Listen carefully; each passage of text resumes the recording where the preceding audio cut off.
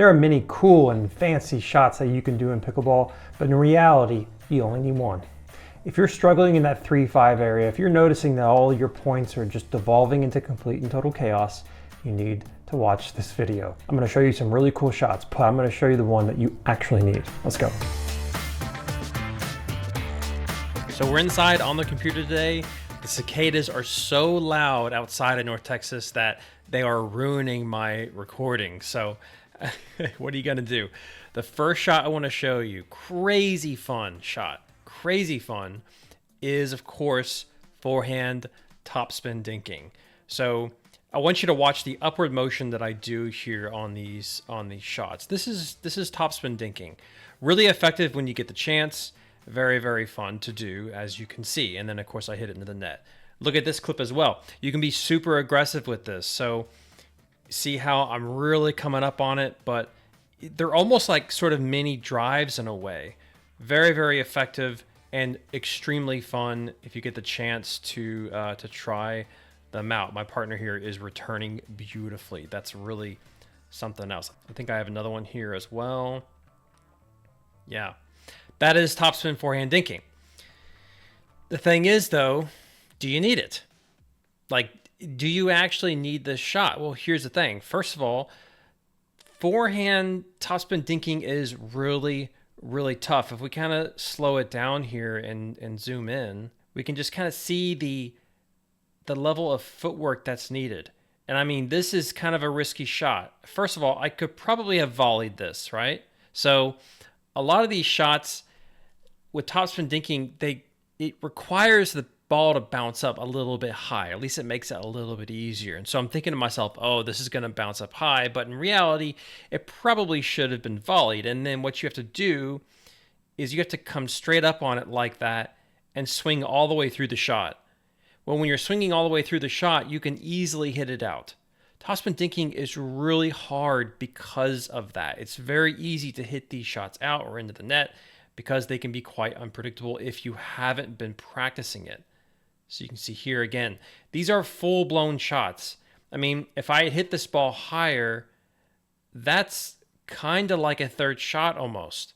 So yeah, very risky, very tough to do. Here's the other thing, is that if you have a shot like this, it's probably quite unlikely that your opponent is going to feed you that shot. If you're very, very good at topspin dinking, you're unlikely to get fed these shots because your opponent's going to know to keep it away from you. Okay, so that's one shot that's really crazy and really fun to do, but do you need it? Not necessarily, but it's fun to do if you get the chance. Now here's another shot that I hound on all the time, the third shot dive. This is a topspin third that looks something like this. So you can see how it's not really a drive, and that a drive is more likely to travel kind of straight like this, and it's more likely to impact in kind of the upper to mid body, whereas the third shot dive, what you want it to do at least, what you're trying to accomplish, is you're trying to get it to dive down at the very last moment. You see how it dips like this. So if I change color here, it dips down at the last moment. Now, it may have looked like this ball hit the net. It actually did not hit the net. I make sure to remind myself on camera if anything random like that happens. But you can see how it dives like that. Now, let's look at the stroke. The stroke here is a super traditional topspin motion. Got that topspin grip and then comes straight up on it like that. And that motion is what gives it all of that topspin, so that when it approaches the net, the topspin sort of bites and it curves downward towards the very end like this. So you see how that looks. Notice how I'm like kind of cutting through the air. That's what it looks like. And so when it goes over the net like this, you can see how it lands kind of near the kitchen line, but it's traveling so quick and so fast that sometimes your opponent doesn't have any time to react, but also that topspin is going to make the ball bounce up into the air, which can cause a pop-up. So you come in for the poach, or really most importantly, what you do is you rush in. When you notice that it's going to be a good shot, you rush in and you stand right here And what they're going to do is they're basically forced to dink, because if they try to hit a topspin shot like that, they're probably going to pop it up. Now, do you need a shot like this? It's important to eventually start to develop some kind of topspin third when you get into the 4-5 level, okay? But do you need it? Like as a 3-5-4-0 player, not necessarily. Here's the problem. This is a really hard shot. What you're seeing are all the successful shots that I made. I missed plenty of these topspin thirds as we were recording this video. But it is a very, very tough shot to do.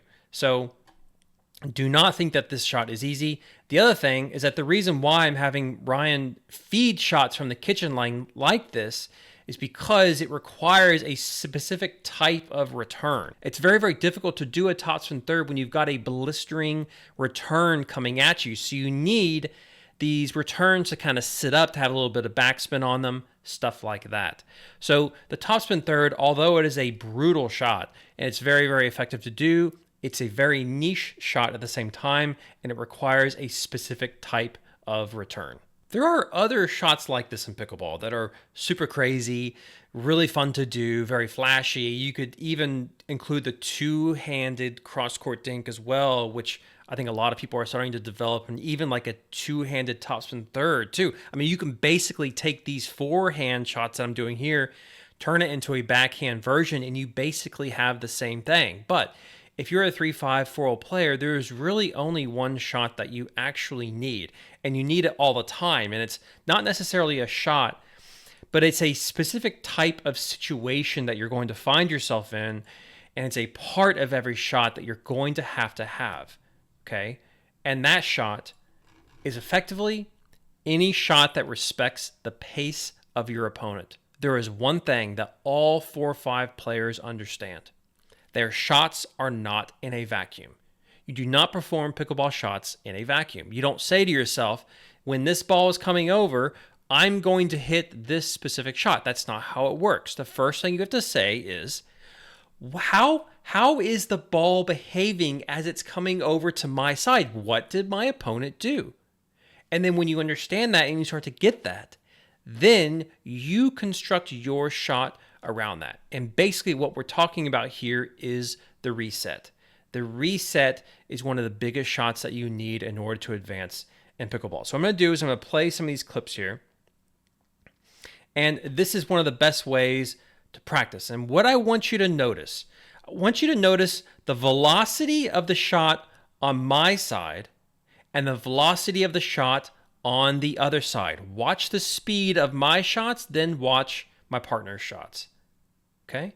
So I'm hitting these hard shots towards him, and he is resetting the pace of those shots. This is how you begin to understand that. And that is the perfect example right here. So I want you to watch carefully. So he hit this shot over.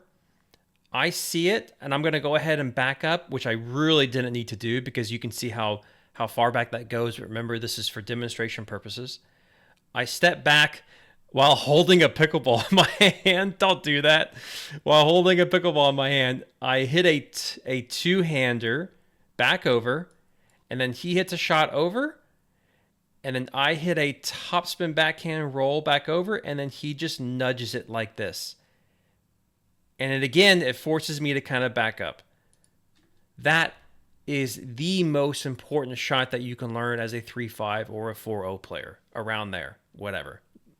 It's the reset. It's understanding that in order to keep up with your opponent, in order to keep the point going, in order to not let things devolve into complete and utter chaos, pace comes first.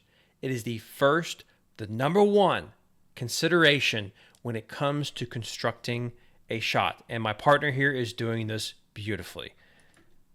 So again, I'll play through this. In fact, let's go to another one. We'll go to another clip here. So look at this example in particular here. I'm hitting blistering topspin volleys over, and all he is doing is he's just nudging the ball over. And the reason why he's doing this is because he understands that my pace and my topspin is part of his shot. You cannot hit a shot unless you understand what was given, right? Pickleball is a two-way street. You can't understand what to give unless you understand what was given, is the mantra that I use. So just want you to watch my body language. Watch how my eyes, you can see how my eyes are still looking up, right? They're not looking down. If you're doing third shots and you see your opponent look down, they're probably going to do something more defensive. But I am not doing that. I'm looking straight up at this ball. You can see how my paddle is getting in position to whip. And you see how the wrist comes first. Remember how I've said that on my channel? Wrist comes first, and then I whip that thing. He's seeing all of this. He's watching the whole thing. He knows what's coming, and that's the key. If you know what is coming, then you can trust the fact that you don't have to do so much. If hard shots are coming your way, top spinning shots, whatever it is, you have to have the faith that you don't have to do so much about it. Stop trying to control so much with these shots, guys.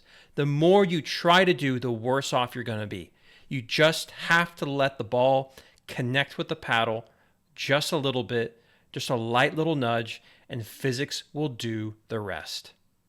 This is one of the most critical shots to learn in the game. May not be number one, but it comes up all the time. And although these top spinning shots that I've been showing you are really fun, and they're really cool and they're fun to do, they may not come up very often. These are niche scenarios. If this was a real dinking rally at this point, he would have gone to the other player for sure. Like, they're not just going to keep doing this. That's just not going to happen. So although these are fun to do, in reality, it's the resetting, it's the pace control. Those are the shots that really matter. And it's not necessarily a shot in particular, of course. It is more like a section of a shot that you have to consider. And the last clip here I want to show you is one of our best examples of how this works. This is a great way to practice this. If you're practicing the pace, you want to be at the baseline. This is a really great way to train yourself to trust the pace of your opponent. So again, he just keeps resetting, keeps resetting, keeps resetting. It's a beautiful thing. I am killing this ball. And he just keeps resetting. Look at that. It's awesome. And so I think I said there, and that's it. That's how you reset. That's how you respect the pace. I always get really excited when we were able to record these clips. I kind of look back at the camera and smile, knowing that there are so many people out there that will. I hope that this is helpful. I hope that this has helped you guys out understand how this works. Respect the pace of your opponent. That is one of the most critical elements of pickleball. I'm not trying to say it's the most critical element, but it's certainly one of them. This also counts for bangers. So if you've been having trouble with bangers, the same thing applies. I've got a great video for you. It's right up here on the screen. Thank you guys so much for joining me, and I'll see you over there.